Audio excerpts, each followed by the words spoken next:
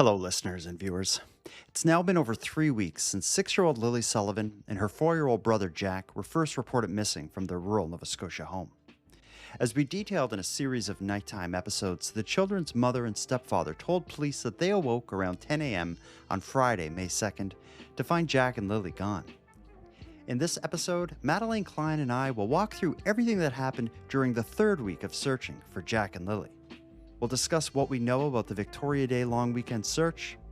We'll review several notable news reports on the case. And we'll hear about the recently expanded RCMP investigation that now includes video surveillance footage from a neighboring community over 5 kilometers away. So let's get into it. Tonight, in this episode of Nighttime Podcast, Madelayne Klein and I will again ask the question, where are Jack and Lilly Sullivan? And we'll do it by examining everything that unfolded during the third week of searching. You are listening to the Nighttime Podcast. The Nova Scotia RCMP says they're looking into nearly 200 leads regarding missing brother and sister Jack and Lilly Sullivan. In an update sent out today, the RCMP says they have received more than 180 tips from the public that they're following up on. They're also formally interviewing at least 35 people as part of the investigation, including community members and those closest to the children. Ms. Madelayne Klein, we are back for our 4th episode covering the disappearance of Jack and Lilly Sullivan.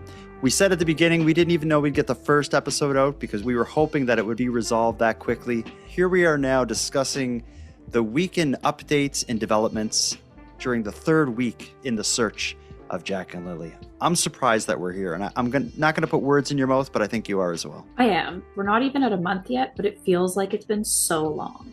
Well, this is just twist and turned in so many ways, and there's so much written and said about it. It's almost like, you hear the 24-hour news cycle. This case in itself has a 24-hour news cycle.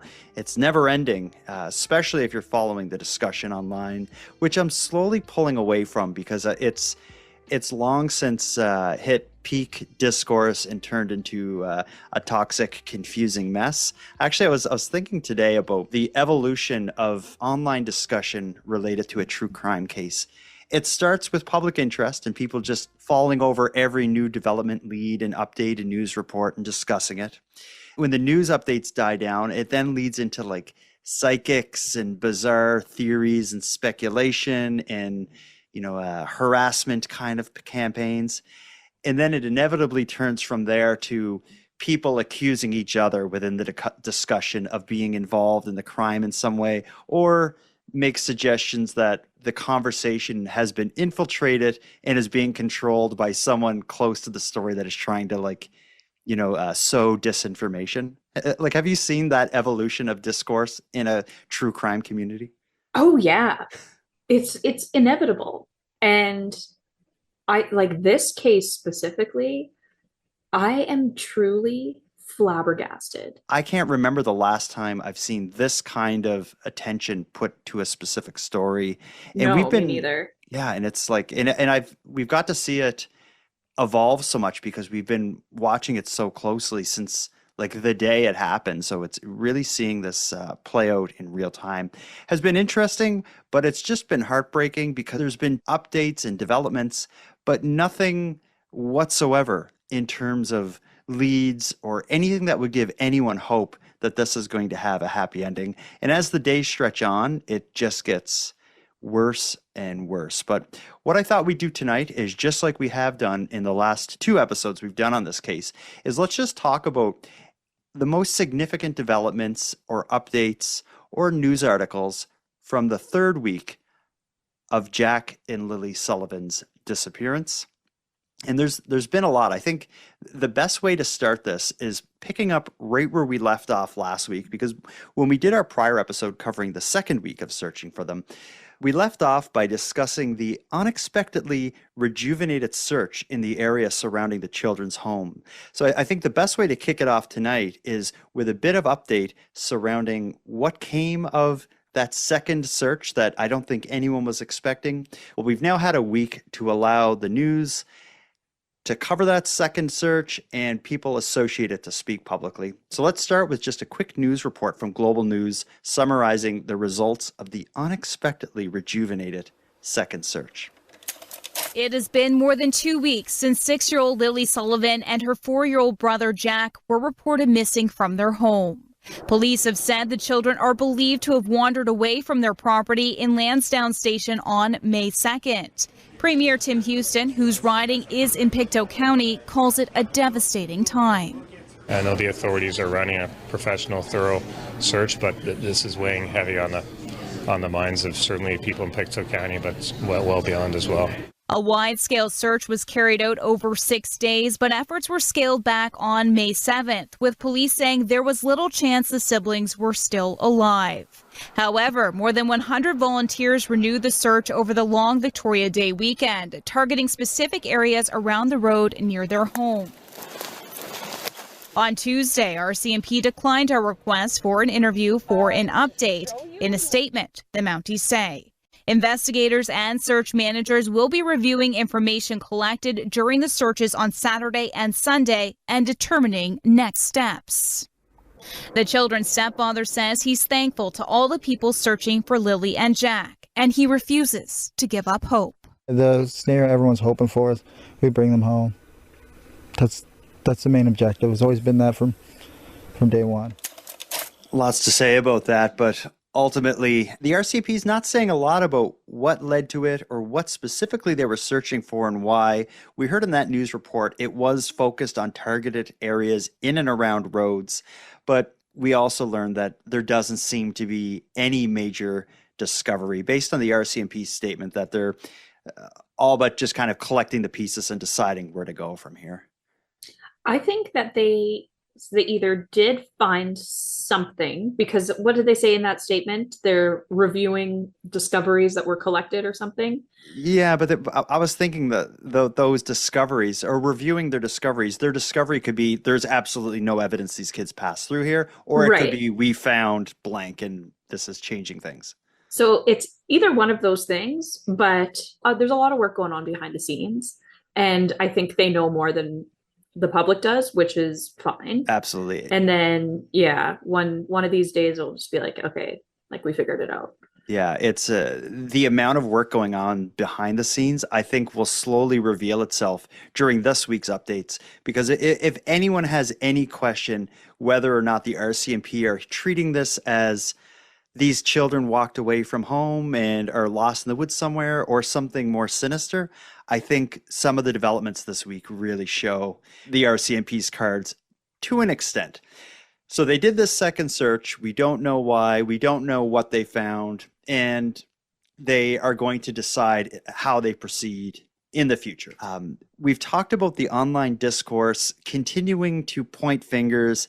I want to play one more clip from Global News. In discussing the second search, the stepfather Daniel Martell, we heard him for a moment at the end of that news clip, but there was an extended piece where he was specifically addressing the accusations made against him online and gave us a bit of a glimpse into what it's like to be him at this point in time under such heavy suspicion. I'm going to play you this clip and we can talk about this, because I know anytime I hear the parent of a missing child on the news, I can't help but think, like, is there more to this discussion? I know there's a lot of that with Daniel and Malaya, people going in depth into trying to psychoanalyze what they're saying. But I think these statements from Daniel are definitely worth discussing. The disappearance has sparked rampant speculation on social media, much of it involving Martell. He calls it all nonsense and says he's had nothing to do with the disappearance. It will never be enough for a lot of people online. I mean, everywhere I go, people stare. But that's something I have to live with until, the truth makes its way out. And the truth always makes its way out. It's short, but again, he says a lot there. For one, let's talk about this. He says, everywhere I go, people are looking at me, people are staring at me.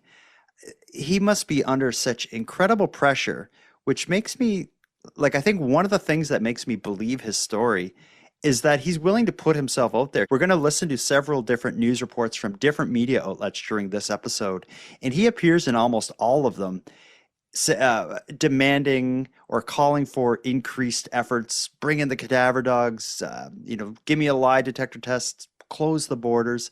So a part of me thinks, like, who would be so stupid to do that if they were responsible? Like, it's such overkill if he was just trying to keep up appearances. And then I also think, like, if he didn't do it, imagine what it would feel like to have everybody, thinking you did and just staring at you, like what this guy's going through. If he isn't responsible for this in any way, oh man, I feel for him. Absolutely. And even if, like he said, the truth always comes out, and let's say the truth comes out and he isn't responsible, and we've said this in previous episodes, there's going to be people that it's just not good enough for them. Mm-hmm. So he's probably going to have, like, people are going to be staring at him for a long time. Like, he's already guilty. Yeah, he says it himself in that clip. He says it's never going to be enough for some people. Mm-hmm. But I thought, like, him ending the statement with, like, the truth is going to come out. The truth always comes out. That's kind of powerful, because I think that it's going to come out. 2 kids can't go missing and this not be solved. Right. The RCMP has every resource they can assign to this case, assign to it. The search efforts have been unprecedented in the province of Nova Scotia. They've gone over and above, I think, in their efforts to solve this and bring these kids home and figure out what's happened. On top of that, I didn't realize it until some of these news clips tonight, is the Premier of Nova Scotia, Tim Houston. This is his riding.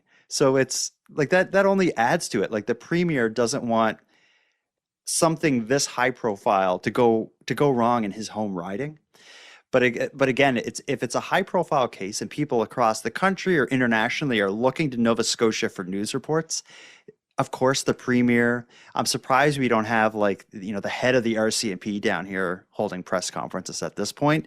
But I do think that's coming. And I'm sure there are major developments just around the corner.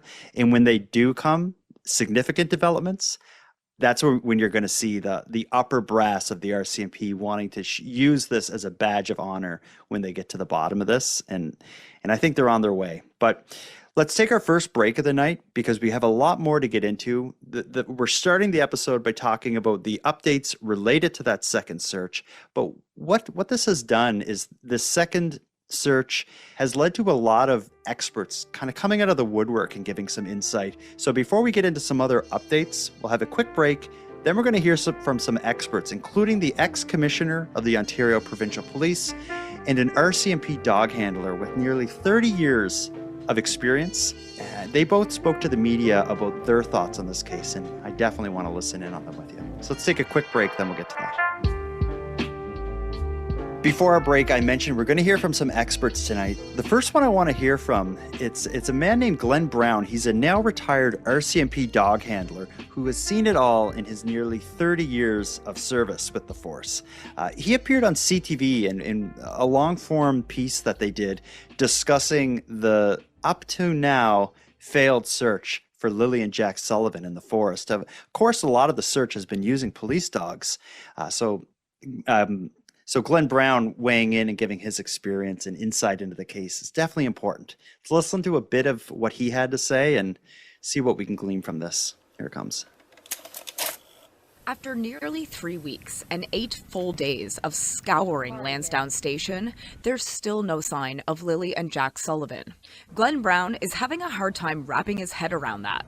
The retired RCMP dog handler of 26 years says it's baffling to him the children are still missing after such wide-scale searches that included upwards of 160 search and rescue personnel, dogs, helicopters, and drones. I find it hard to believe that a 6 and 4-year-old would just disappear like that. I guarantee you, if I was still working today, that'd be the thing you'd be racing around your mind all the time. Like, where would they have gone? Like, we have done everything. I think the last thing I read, the search is 5 kilometers. That's a big area. And that's meticulously searched RCMP have not said what prompted them to return, but Brown says it's not unusual to restart a search. He says there are a number of reasons police may call crews back, including tips or new evidence. But if that was the case, that information likely was not known by the search crews or even police officers on the ground. They may tell them, we got a tip, and we just want you to go in that area and search and see if you find anything. They're not going to tell you exactly what was in the tip. It's not going to do it. They don't even tell their own people that, unless you are in the know, right? Unless it's like you're in that investigative group. A lot of interesting insight there. First of all, he ends by explaining that, you know, the people searching even wouldn't know what motivated the second search. It could have been a tip or a lead, but that second search or the search team is just like a tool that they put out there. Get out there and go to this area, see what you can find. But they're not going to reveal to them what they're actually looking for. I thought that was interesting, kind of the layers of secrecy. Like the public is so quick to be like, you know, they should tell us everything. Members of the force aren't even told what tips they're going off of. And that's what you have to do to protect an investigation. So I thought that was interesting. But what I really thought was interesting was he starts by saying, I find it really hard to believe that those kids are out there and they didn't find anything. And this is coming from someone who has 30 years of experience doing this. So when they say that, you know, that's like when the expert carpenter is like, yeah, your roof was, designed wrong. You're like, okay, like you would know. That's this guy. It's like if you are a dog handler with the RCMP for 30 years, you've been doing this for a long time. And if it doesn't sit right for him, I think I've always doubted the idea that these two children could walk off into the woods and no sign or sight of them be found. Like I've been hesitant to say like, I don't believe it, but I've been pretty kind of sus on the whole idea. I think I'm at the point now where I can say like, I don't think these kids just wandered off in the woods. I feel like there's no way. And I feel like hearing the dog handler say he too doesn't believe it makes me feel a bit better. Well, and we'll get into the newest developments a little bit later, but I think that's what prompted their newest investigative leads or avenues, I should say, because like they haven't found anything. If they were in there, something would have been found. Like they didn't just evaporate. And you want to believe the parents' story. And I wonder if the second search was almost like, you know, we did a thorough search. We found nothing except what may have been a boot print, a children's boot print, and we don't know for sure. Let's give everyone a benefit of a doubt and just like double check our math, make sure we crossed our T's, dot our I's. We're going to send a whole nother team out there, see what we can find. They find nothing, and now they're going to try some different things going forward, which as we get going seems like maybe what's happening. But that's really the only explanation I can come up with, because I can't imagine a tip or a lead that would lead them to go search the area they've already searched. Like they search this area, there's nothing. What tip is going to be like, I think the kids are in the woods behind their house. Whoa, like we got to investigate that. Unless they were given like a specific location with like identifying, I don't know, details. Like how would they know? How would they know, like we said, where to look or what they're looking for?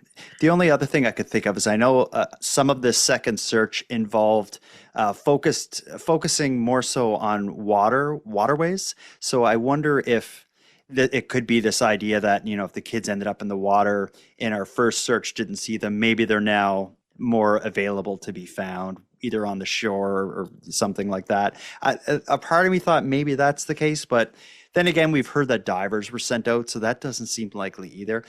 The reasoning for this second search will remain a mystery, I think, unless we someday find out what motivated it. But what is, I think, is becoming abundantly clear is that these kids don't seem to be in the forest.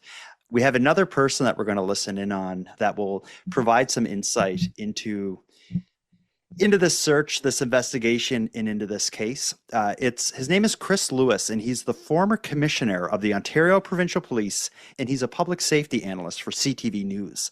They recently did they recently did a whole lot of coverage of the second search, and Chris Lewis spoke about his thoughts on this case and where it may go. And again, for people unfamiliar, the commissioner of the Ontario Provincial Police is the top dog of the Ontario Provincial Police. So this would be, overseeing a huge amount of missing persons cases, because there's a lot of forest in Ontario. So they would have had a lot of similar cases, but just an incredible amount of missing persons cases, because he would have overseen work in Toronto as well. But let's get to what Chris Lewis has to say and talk about this.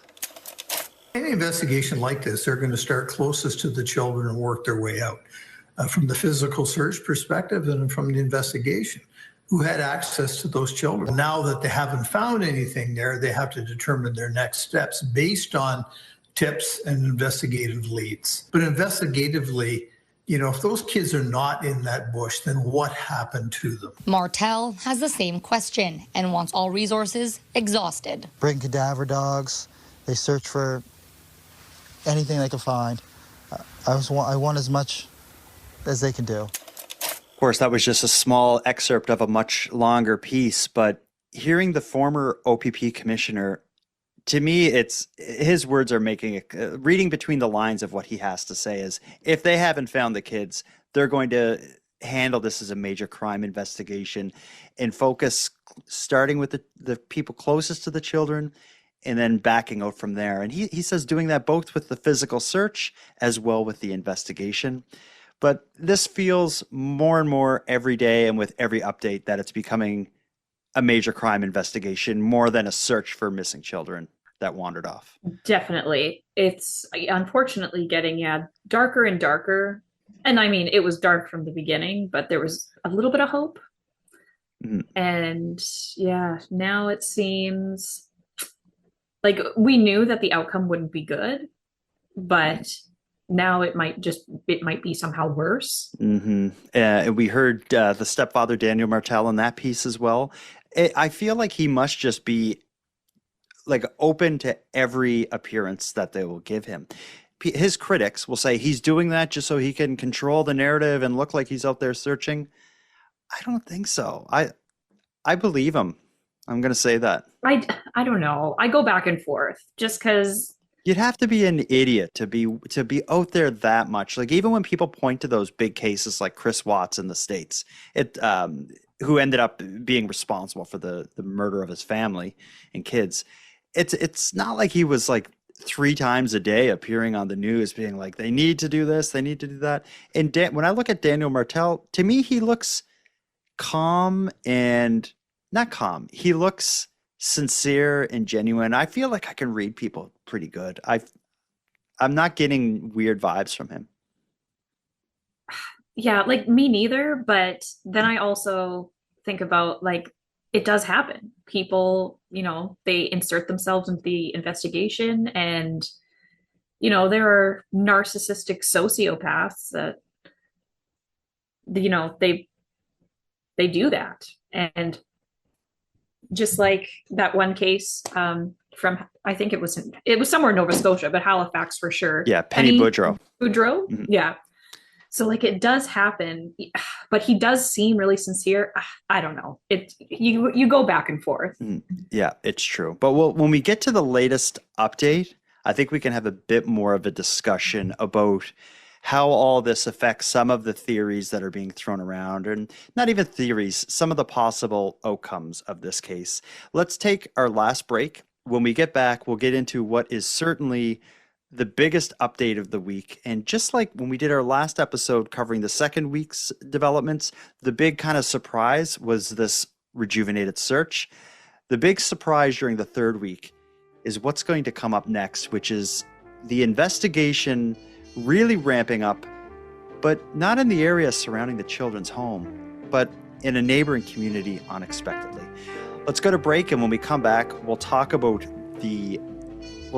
how video camera footage from nearly 8 kilometers away may play into this story. All right, Madelayne, here's where week 3 really got interesting. On Thursday of last week, a homeowner from a neighboring community went public with her interactions with the RCMP officers that are investigating Jack and Lily's disappearance. When we get to this update, it's important first to describe the geographic context. Jack and Lily were reported missing in Lansdowne Station, nearly an 8-kilometer drive away from there, in another community called Glengarry Station. Major crime unit detectives knocked on the door of a homeowner and requested their assistance in the search for the kids that lived such a considerable distance away. Let's listen to a CBC News report about a request for camera footage from this neighboring community. Here it comes. Melissa Scott's trail cameras might contain clues about the disappearance of Lilly and Jack Sullivan. RCMP asked her for days of footage as the investigation into the missing children approaches the 3-week mark. This is some of the footage Scott gave police. She says RCMP major crimes officers came to her home this week, asking for everything on her 7 cameras, starting April 27th, 5 days before the kids were reported missing. 2 of Scott's neighbors were also asked to provide footage to RCMP. She says the officers also asked about her family's vehicles to rule out local traffic in the footage. Possibly they are wondering if they didn't go missing earlier, or maybe somebody who isn't local to the area was around beforehand. This road is the most direct path from Scott's property to the home the kids went missing from. We drove between the 2 places. It's about an 18-minute drive down rough dirt roads. Straight through the woods, it's about 5 kilometers. I did mention to them that I was very happy to see them and glad that they were canvassing a little further and looking at trail cam footage.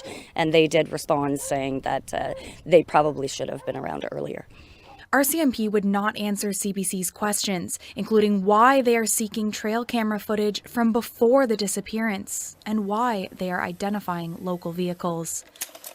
So this is getting interesting for sure.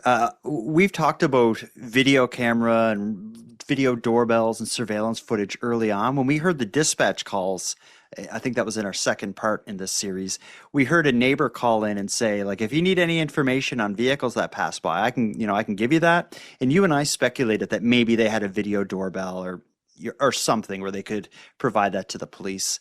But that would have been like a neighbor. This is completely different because this is a straight line, like as the crow flies. This is a little over 5 kilometers, but to drive there, it's about an 8-kilometer drive, a considerable distance away. Not the kind of thing where they're just going to go knocking on doors in this area unless they have a good reason to do that. I have so many thoughts on why they would do this. I could talk for hours about it, but I also want to say one other part of this that's interesting in speaking about the geographical context of this development is a lot of the searching initially was looking at the backyard of the family's home in the forest behind that. But to get to this community, you would have had to cross the highway or cross the street and walk in the other direction. So this is kind of like 8 kilometers in the wrong direction from where they would have been searching. The only real link between her property in the home that the children were reported missing from is there is like a row of power lines that would have some cleared area under the power lines that would have went from the Lansdowne Station area towards this woman's house, as well as there is like a dirt kind of gravel road that you heard the news reporter say it took us about 18 minutes to drive it. So there is some connection. So it could be something innocent, like maybe they're trying to get an idea of like, did the kids walk down this road? If they did that, why would they then say, and we need you to go back 5 days before they were even reported missing? Right. First, I can't believe that, like, and I'm sure they did search a little bit, but I thought it was like a big, like, radius, like a circle. I don't know, like around the property. Why would they only focus on the back? Well, they did a 5 square kilometer area. So imagine a big square 5 kilometers wide and long. Okay. This would be well outside of that 5 kilometer search radius. But the initial theories and the initial thought were that the children more likely would have went out the back door of the house and up into the woods behind the house, because the family had like little cabins and there was spots back there that the kids would go to. And I think even in some of the earliest reports, the mother said, they would never cross the street. They would have gone out back. So much of the search efforts were in the backyard and the forest that the backyard connects to. But even if you look at a 5-kilometer radius around the house, this home where the major crime unit is asking for video footage from, it's still several kilometers outside of a 5-square-kilometer radius around that house. Right. I can only think it's some kind of targeted a targeted move to request this from this specific house or this specific area. And the reason I say that is the innocent side of it would be, we just want to, collect all the information, see what we can find.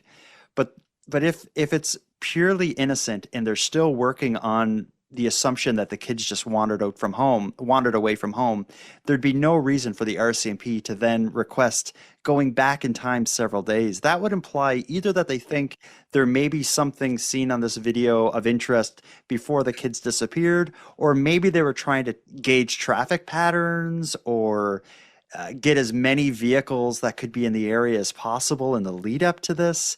It doesn't seem like this is something that they would do during an investigation into 2 children who walked away from home about 8 kilometers away. I have 2 theories. Okay. So the first is, and the woman that owns the property that they asked for her cameras or her footage from kind of touched on it. Through interrogations, maybe timelines aren't adding up. So obviously, and if they're asking for footage from April 27th, timelines aren't adding up, and or they can't get a concrete answer of when the last time anyone saw them was, other than the parents. And then another theory is they're looking for vehicle traffic. They're trying to figure out if there really was a party there and when it was and who was all there. It could be something like that. It could be just to reinforce timelines, and maybe someone said they went by this spot using this dirt road, and so they went to this house. There are so many reasons they would get this, but I feel like none of them would be related to investigating the 2 children who wandered away from home on May 2nd. Yes. What I'm getting at here is I feel like this development is almost like the dog whistle for news watchers to know that this is now being investigated in an altogether different way. It's our first concrete bit of evidence that the RCMP is actively pursuing something beyond investigating them as wandering away. Does that make sense? And do you think absolutely. That's fair to say? Well, and the fact that the RCMP said, we should have been here a few days ago. First, the RCMP admitting fault. I almost fell out of my chair. Well, then again, it's coming from, it's her saying what they said to her. So that's true. An RCMP officer may say something like that, but you will never see that in a press release. Very true. You know what I'm saying? But I think to say we should have been there earlier, I'm seeing people online say, I'm shocked that they're now 3 weeks later asking for video footage and going door to door canvassing for, trail cams and stuff. But people don't realize that this is a long distance away. I'm sure the day they began investigating, they were knocking on homes in the area saying, did you see anything? You got a video camera? Whatever the case may be. This is kilometers away. Like a 20-minute drive basically away. I was just going to say, if it's an 18-minute drive, imagine how long it would take a 4-year-old and a 6-year-old to walk it. Yeah. And a lot of that walking would have been done at night and stuff. How about here's another part of it. This is something we know for sure based on her statements to CBC, is they also want it kind of like a list of vehicles that her family has. So is a part of their canvassing in this neighboring community to find out who owns all the vehicles, looking at these trail cams to try to find which vehicles aren't related to these people.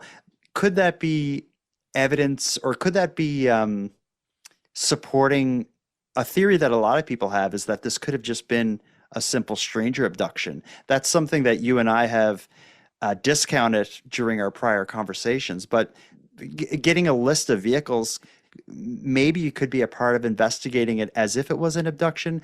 It also could be investigating other members of the family or people close to the kids who could have been coming by. But if so, if there were specific people that the RCMP were watching to come in and out of the neighborhood or in and out of the area, they wouldn't need to rule out other vehicles. They'd be looking for a specific vehicle. Exactly. Doing it the other way, like ruling out vehicles, would seem like it's like we want to see what vehicles are left to see who could possibly be coming here. Yeah, at this point, I still don't believe it would be a stranger abduction. They're looking at who else was around the house, who was coming and going. What I will, like, I don't know what's going to come of this story, but I know it's not going to remain unsolved. And a part of doing these weekly updates, even on a week like this week, I was like, there wasn't a lot going on. Maybe we should, next week do, 2 weeks at once. I don't want to miss a thing because I feel like any moment without any lead up or build up, it's just going to happen. Like, here's what's going on. This major development happened. And I think it's just around the corner. I think so too. There hasn't been, I think you mentioned this earlier, there hasn't been like a press conference in a while. No. There's probably going to be one this week, or do we think there might be? Last week, when we did our prior episode covering the second week, I think we had 3 separate, not press conferences, but 3 separate like press releases from the RCMP. I don't think there's been one this week. I would be surprised if we don't hear from the RCMP this week, especially given the fact that, like, even as we went through tonight, some of these news pieces, so many of them now are more speculative. The dog handler saying, I don't believe it. The OPP, the former OPP commissioner being like, the investigation is going to move out from the people closest to the kids.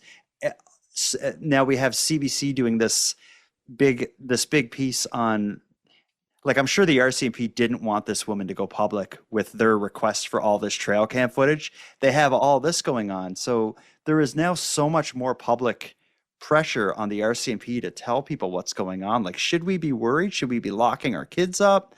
What is going on here? I think they're going to have to get in front of it again and say something. Yeah. And a week from tomorrow will be exactly 1 month. So they gotta get their ducks in a row pretty quick here. Today would have been a good day for the RCMP to do a press conference or release some kind of statement.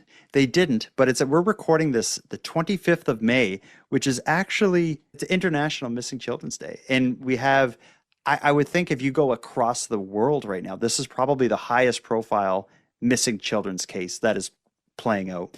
The amount of videos and content and articles and stuff being made about this, I would advise people to ignore 99% of them, but it is never ending, the amount of stuff I've seen. Oh, this will be a Netflix documentary.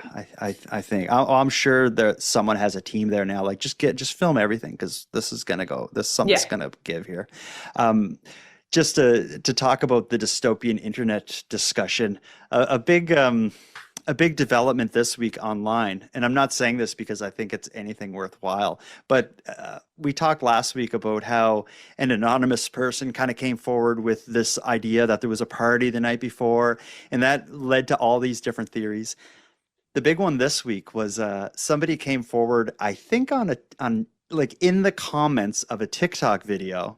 I think is where the source originates from. But they swear up and down that they saw Jack and Lilly getting in a car in California. I've reported it and no one's taking me seriously. And somehow that is kind of spread. And I've received, I'm not going to exaggerate, probably 15 emails from people saying, did you hear about the sighting of Jack and Lilly in California? And I don't for a second think it has any credibility, but there are a lot of people who think that the RCMP should be sending a team down to California to get to the bottom of this tip. I will say almost every missing persons case I've covered on Nighttime has involved like random international maybe sightings that don't have any other evidence other than a YouTube or TikTok comment. But If you come across people saying there's a sighting of Jack and Lily in California, before you give that much validity, just read comments on YouTube and TikTok and see what you're working with as a baseline before you start taking everything seriously. Like if someone said Maine, we still wouldn't believe it, but it would have a little more credibility. Yeah. But California, like that. Okay. Let's first just get this out of the way. You'd have to fly there. You wouldn't drive to California. You can't take 2 high-profile missing children on a plane on an international flight. That's not going to happen. Driving to California is crazy. There's no connection between this family, these children in California. It makes no sense. So let's move on from that. The police are looking for video evidence from days before their disappearance. That would kind of weigh into theories that a lot of people have that involve the kids having been missing well before they were reported missing. Of course, we know they weren't at school Wednesday. Thursday was an in-service day. The children wouldn't have been at school Friday, the day they were ultimately reported missing. A lot of people question whether they could have gone missing earlier in the week. I don't know, Tuesday night, that's an example. This idea that the RCMP are looking for video footage prior to them being reported missing adds some credibility to those theories. If something like that happened, let's just say the kids were both missing Tuesday night and for one reason or another it wasn't reported until Friday morning. Daniel and Malaya need to be involved in it in some way because they would have had to, lie and come up with a timeline and all that stuff. I don't think that's the case. I think so too. They're waiting for their smoking gun and they aren't going to be saying a word before that. It'll be sudden and unexpected. And we have a press conference in 1.5 hours. Yeah. And that's how the first press conference worked. If you recall, when they first gave a press conference announcing the end of their initial search, they sent out media invites just a couple hours ahead and asked the media to not notify people that they were holding a press conference until an hour before. That they often will do stuff like that if it's a big announcement. Mm-hmm. The first press conference wasn't really, but I think the next one, if and when it happens, will be something significant. And whatever's happening behind the scenes, I'm sure there's a lot, and I'm sure it's really interesting, but we're not going to know about it until a long time from now. But what I will say is I'm going to continue watching this. We'll continue to do weekly updates so long as there are developments. I will be surprised if this goes on for another week or two. Me too. At first I said it could be 3 or 4 months before we know. But yeah, I don't think the investigation's not letting up, and the RCMP need to find these kids. If there is someone they're talking to and looking at and getting this trail cam footage shows that their statements are untrue, that's a whole different something can of like worms. that. Just like boom, here we go. So it's just a matter of just something breaking like that, I think, behind the scenes. We don't know who it is or what it is or when it'll happen, but society won't allow a 4 and a 6-year-old kid to disappear. No. And I think once it starts unraveling, it'll be quick after that. Well, let's put a bow on this for tonight. The third week of updates, certainly interesting. The case continues to defy the odds and the statistics related to missing children in Canada. The pressure on the police remains incredibly high. The media is even changing their tone, as we discussed. We'll see what next week brings, but I'm sure there's going to be a lot happening. Madelayne, thanks for joining me for another unpacking of this heartbreaking story, but certainly interesting. Anytime. I'm always here. But I think that's one reason why this case is so big, is because it's like nothing makes sense. Yeah, it doesn't make sense. And just as we kind of got into it there, when you start talking about the different, whether you want to call them theories or possible outcomes, you can lay in bed all night and run through these outcomes. And if you think of the actual known facts, right, nothing lines up right in any possibility. I think I'm now confident in saying that there has to be more to it than the children just walked off because they would have been found by now. Either they or something would have been found.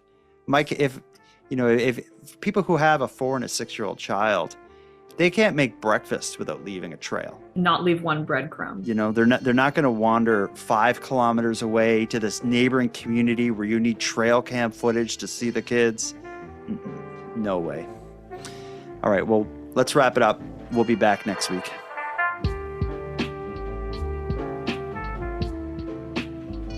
I want to thank you for joining us for this episode of Nighttime.